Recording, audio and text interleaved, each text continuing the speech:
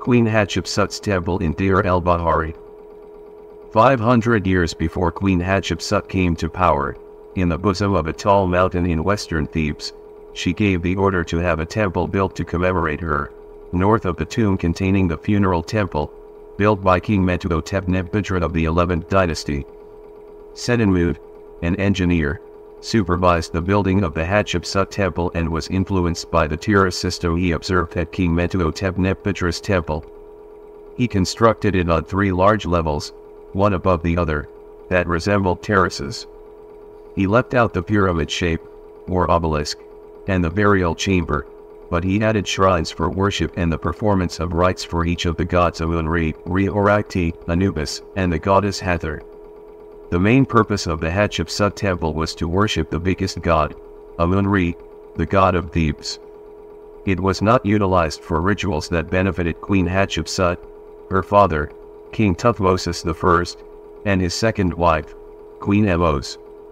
Along with the god Anubis, the god of the dead, and the goddess Hathor, Lady of the West, who is frequently depicted in accordance with the Egyptian context in which she is worshipped, shrines were also constructed for the gods Re and Horakiti, the god of Heliopolis, whose worship required that his sacred rituals be held on an altar exposed to the sunlight, which it was built facing the sun.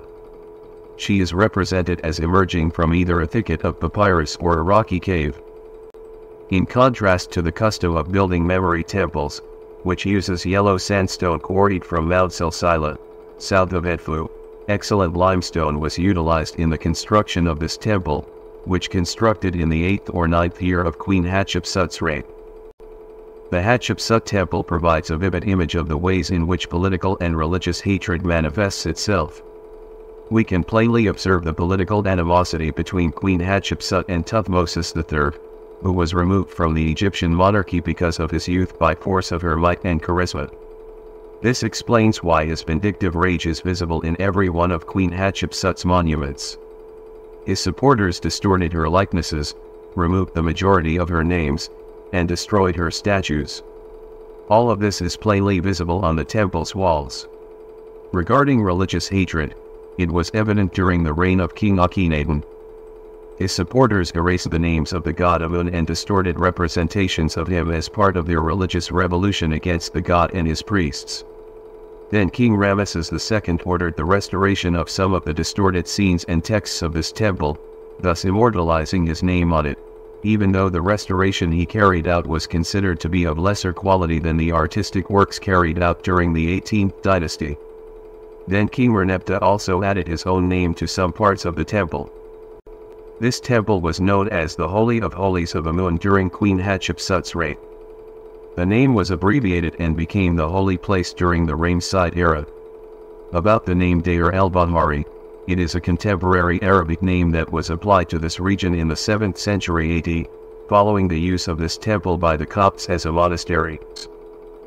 The holy birth scenes are located in the northern, right, colonnade, which is where we will now go. Some people think that one of the main motivations behind the construction of this temple was the sacred birth scenes. It is known that the primary purpose of its founding was to honor the god Amun, who was accompanied in adoration by the gods Re-Orakti, Anubis, and the goddess Hathor. The second purpose of this enormous structure is to serve as a temple honoring her parents and her own memories. The third and last reason is to inscribe on its walls the myth of her hallowed birth and demonstrate that her father is not King Thutmose I, but the god Amun following her usurpation of the kingship from boy or young Thutmose III. Because of this, Hatshepsut did everything she could to establish her reign and use this temple as a publicity tool for her claim to the throne. She recorded on the walls of the temple that the god Amun had commanded her to be crowned king. Hatshepsut assumed the role of Horus, the god, and became the queen of Egypt, representing him on earth. She adopted the title Son of the Sun, God, for herself and even dressed like men to mimic their appearance. She also made use of the monarch's borrowed regal beard.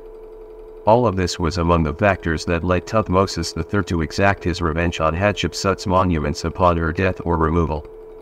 Her monuments were destroyed, her names were taken out, and her image was distorted by his followers.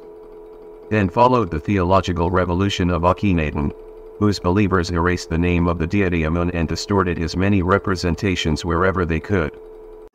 It seems sense that the majority of the religious and familial scenes in the temple were distorted as a result of political unrest or different religious views.